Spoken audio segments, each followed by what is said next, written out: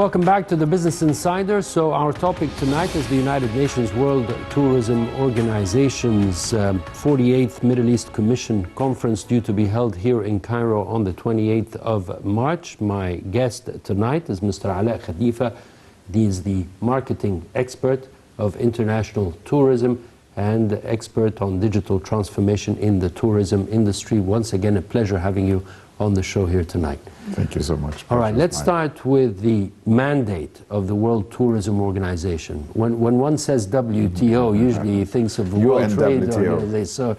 So the World Tourism Organization's mandate. Yes, it's an organization. It's part of the UN. It comes under its economical wing, and the UNWTO has been comprising member states of 150 member states worldwide, and 6 organizations as affiliates, international organizations, and about 500, or 6 associations and about 500 affiliated members in the World Tourism Organization. So 150 countries. Normally these countries have the membership in the World Tourism Organization because the organization bring out all the current statistics and reporting from these countries about the status of tourism in these countries. And that's mainly how the World Tourism Organization bring countries together. And they have 6 commissions. These are called regional commissions, and one represents Africa, another one represents Southeast Asia, another one for South Pacific, and another one for the Americas and Europe and the Middle East, where we are having the 48th meeting. That's where Egypt have been chairing the commission. The commission is called the CME, and have been chairing the commission since 2021 up to 2023. So we have 2 years chairing the commission, and a vice chair for the commission. I think it's Iraq and Lebanon. They're taking the vice chair of this commission. We are hosting this meeting, regional meeting, the 48th. The 47 have been hosted in Saudi Arabia and Riyadh. And now we are having the pleasure and the honor to host the 48th meeting, this time in Cairo. Very good. So you talked about the World Tourism Organization's mandate, which is basically reporting. Basically bringing member states together and bringing the right reporting from these member states about the status of tourism and travel into these member countries. So it basically dissects the situation, the tourism This situation. is why they are actually having these 6 commissions. And the 6 commissions, their mandate is to bring these countries together, to communicate together and exchange experiences and exchange and participate in conferences where they are having their input and dealing with current situations. Like, for example, when we have a special pandemic or something that have halted the tourism industry for a while, then that becomes the hot topic in one regional area. Sometimes commissions are discussing different topics that are related to a specific geographical area. A commission in Europe is discussing a different topic. Commission in the Middle East is discussing a topic about sustainability and about, as you have seen, it has been mentioned in the report, and discussing also the future of tourism, discussing various other topics that could be out of interest to countries in the Middle East. These commissions, they came out as regional branches from the World Tourism Organization in order to bring countries together so they can meet together. The division of that came out in 1975, which is a long time ago, and ever since that time they have to convene every single year. So these commissions, they convene in a member state or a member country every year, where they are going to, like in this time in Egypt, they're going to decide who's going to be the host for the next year. Right. So I was going to ask you about the mandate of the Middle East Commission, but you mentioned that.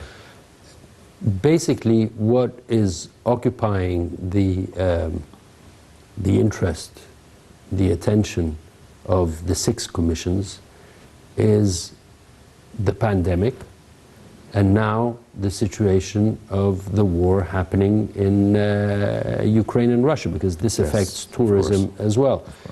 We thought that with the pandemic coming to the stage of containment, the tourism industry would witness a boom. Now, with the current challenge that has been presented in Eastern Europe, it's another challenge. And this definitely is affecting the Middle East, namely the countries that rely on tourism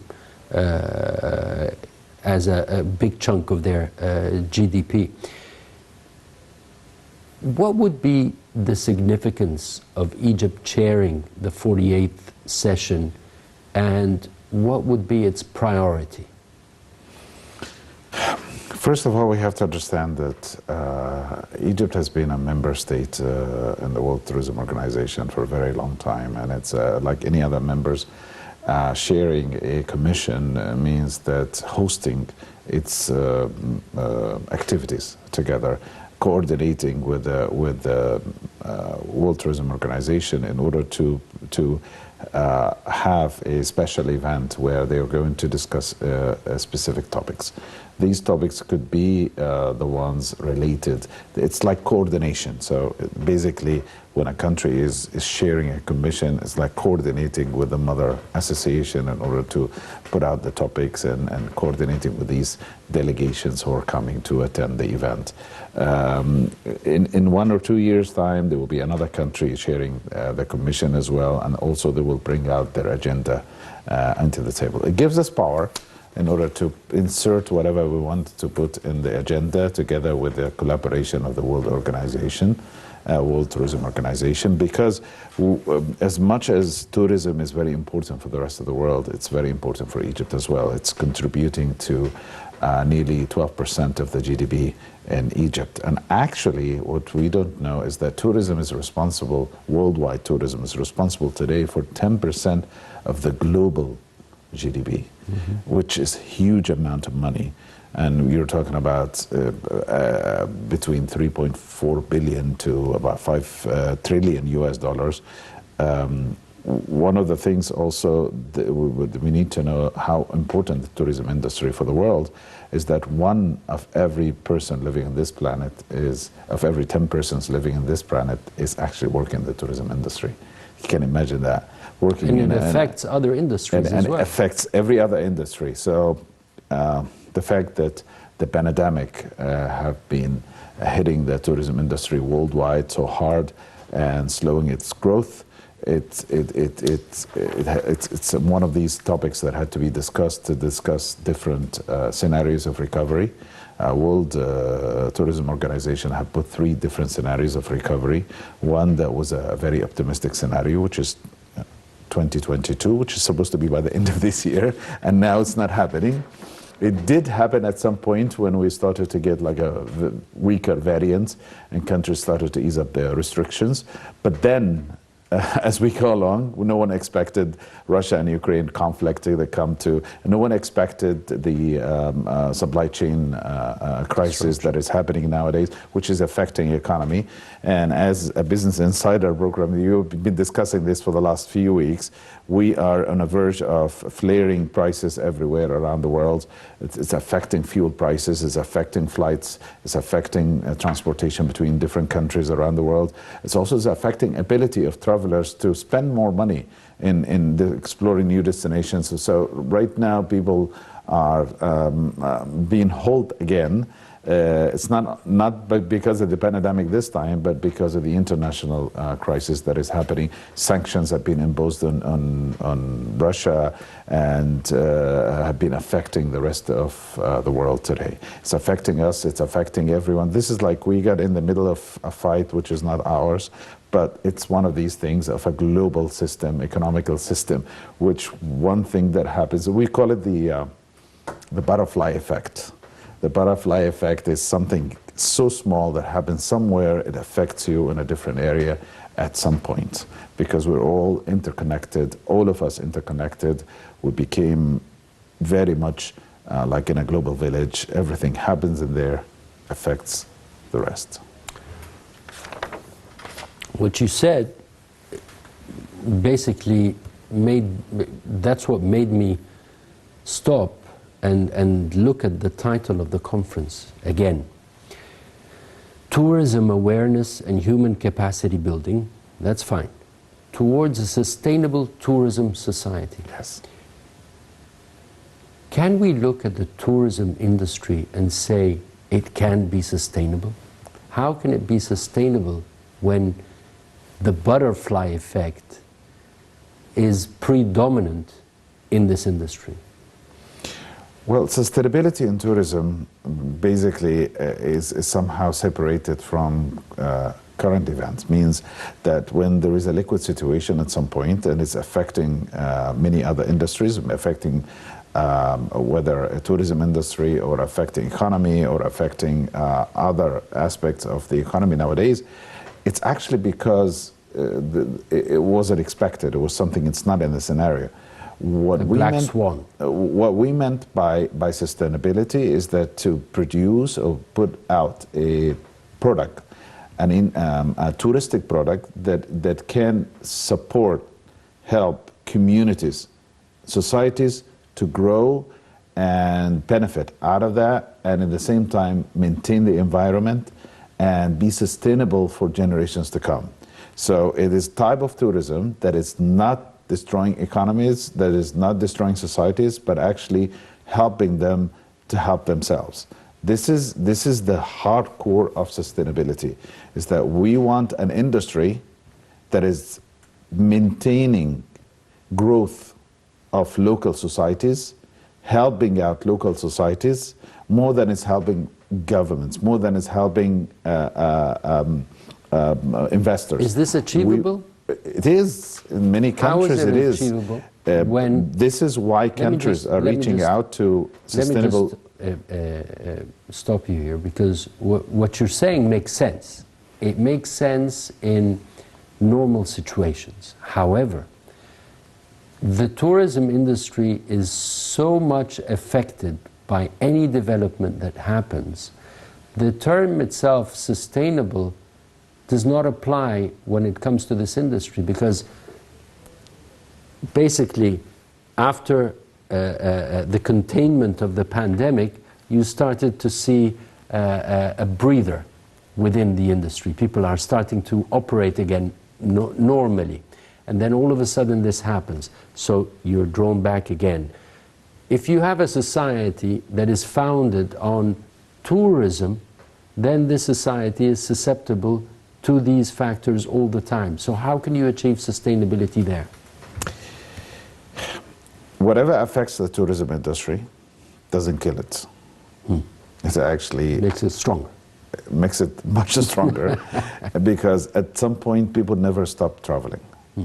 People never stop moving around. This is not the last 200 years. It's not with the invention of airplanes. It's through history. Through thousands of years, people are moving around. This is the beginning of tourism. So when tourism evolved to the status where it is today, it had been affected by some global crises, such as wars, conflicts in different areas, terrorism that also have affected the tourism industry, but it is still growing in a higher pace. What affects one area sometimes doesn't affect the rest of the areas. Means the tourism is thriving in many areas around the world.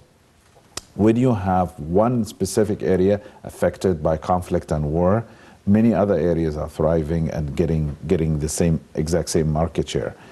How to be sustainable, how to produce a sustainable product and sustainable flow of travelers to a specific destination is that you have to meet a certain criteria. This criteria is meeting right expectation, presenting the right experience to travelers, making travelers as repeaters to come back to your destination again because you created the overall excellent experience that they are expecting, and also benefiting local communities, so local communities can give you back that support for tourism industry, and also benefiting stakeholders who are able to invest and inject more money into your tourism industry to keep it alive, you know, in the time of pandemics or crisis.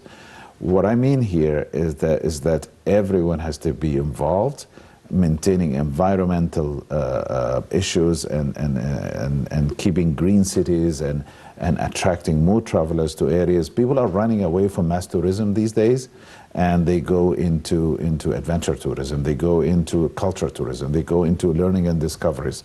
And people are engaging more with local communities, separating your travelers or you from experience of engaging with local communities, engaging into markets and benefiting locals from the mass tourism that you are getting is like you're killing a tourism and a destination if you separate them.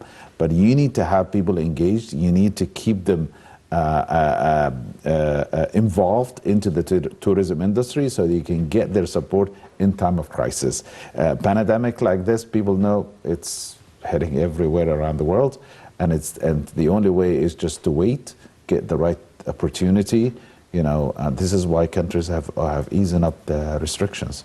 This is why countries have opened up again, because, as I told you, tourism is constituting 10% of the global GDP.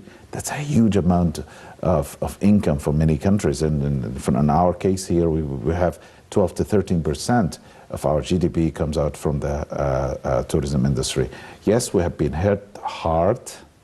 Okay, but it's a time for a revival. It's a time for the industry to rise up again. We have 3 scenarios, as I told you, have been put out by the World Tourism Organization for the recovery from this pandemic. And the first one was the 2022, which is by the end of 2022, is the quick recovery scenario. The second scenario was 2024, which is a less optimistic scenario, which says that maybe the pandemic with its variations may continue up to 2023, and then 2024 is going to be the recovery.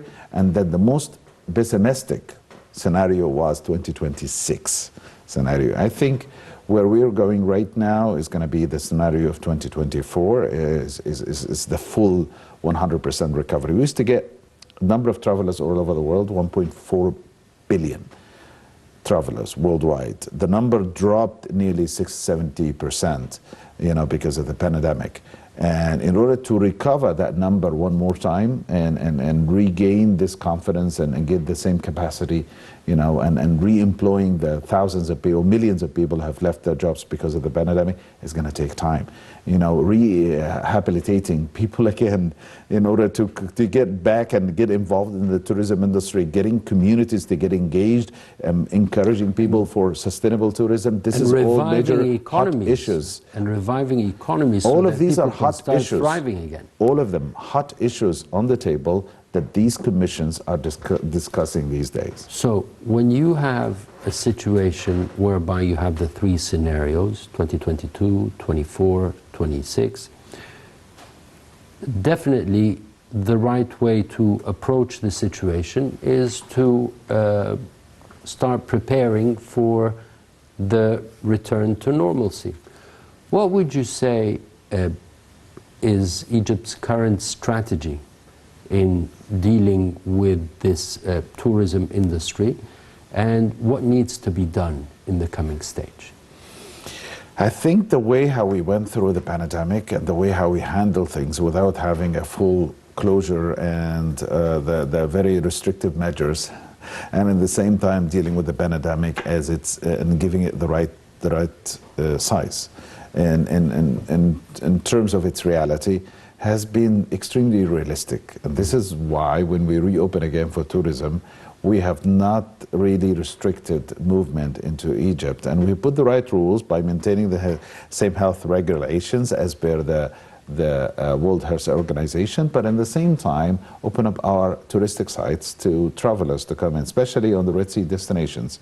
I think the policy that we have decided to adopt has been a very wise policy. It's not based on panic, but based on understanding of the situation. I think that has been a major understanding by a number of countries. In the very beginning, countries were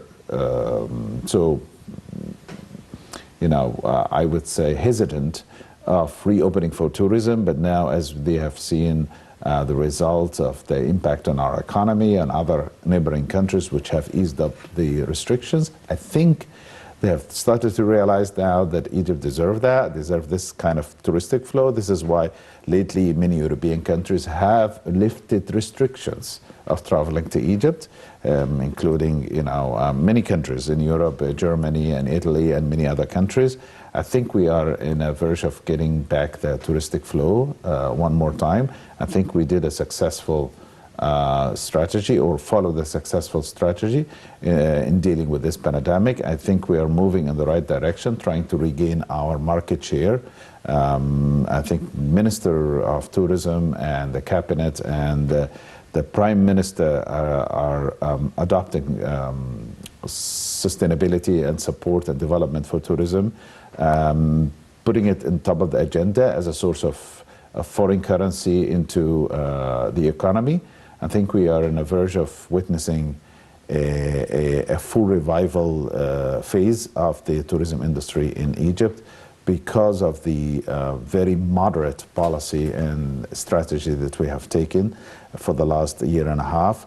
Amid an international crisis, I think we have succeeded. We came out of it. As you can see, we are the only country in the region that doesn't have that their development is going with plus, not with minus. Mm-hmm. Many countries have gone down, the indicator, and I think we should be proud of this. And I think all what we need to do is just to deal with the current situation again with the same strategy, and try to prepare for it with kind of strategies. I think we need to refine our international marketing plan in order to reach out to new markets, in order to find a substitute for the Russian and the Ukrainian markets at this moment, because I don't think those two countries are going to come out of this so easy, and people are not going to resume traveling back to our destination again, so we'll have a shortage. I think we should be looking for alternative destinations. I think we should be studying these destinations, find out the right target market, and find out where we can bring that flow from other destinations that may show interest in Egypt one more time. All right, so you mentioned marketing. One of the things, capacity building and awareness, this is one of the major themes of the Commission's conference due to be held on the 28th. So capacity building and awareness is very important for societies to flourish when dealing with the tourism industry. How is the organization contributing in this regard, or is it an effort by the Commission to adopt an awareness strategy and a capacity building strategy? Commissions, normally when they do conferences and adopt a specific strategy for member states, is to mandate to these member states is to spread that kind of awareness, or to maintain sustainable tourism, or whatever the topics that they're discussing. So in this regard, the 48th meeting, what is discussing the adoption of sustainable tourism, awareness, and human capacity, is very important at this stage. Why? Because at this stage, we need to remind people one more time how important tourism to their societies. We need to remind people one more time that tourism is... Spreading awareness is done through many ways. Spreading awareness, linking... but for us, it's not a matter of spreading awareness, it's a matter of embedding it in the educational system. Social development for any country comes from the fact that people are aware what is actually helping them out to grow, what is enhancing their life. We need to tell our people, or maybe perhaps, as you said, injecting in our education and curriculum We need to tell them that this is a very vital industry, that we need to take care of it. This is the reason why World Tourism Organization is pushing member states in order to adopt sustainable tourism policies. Because without adapting sustainable tourism policies, local societies, the local average person would not feel the importance of tourism, would not feel how tourism is impacting his own life. Tourism industry itself injecting revenue into 40 other industries indirectly. And it's the only industry in the world today that is actually as an intangible services that you see in the tourism industry is nearly affecting every other industry. Everything that is connected to the tourism industry, from supply chain, from economy, from trade, from industry, so basically, it's all sustainability is from down upwards. We need to promote Alaa that Khalifa, the among everyone. marketing expert Thank you. of international tourism and digital transformation in the tourism industry. Thank you very much for your insight and for your contribution. A pleasure having you on the show here tonight. Thanks for watching. I'm Ayman Salah. See you again same time next week. Good night.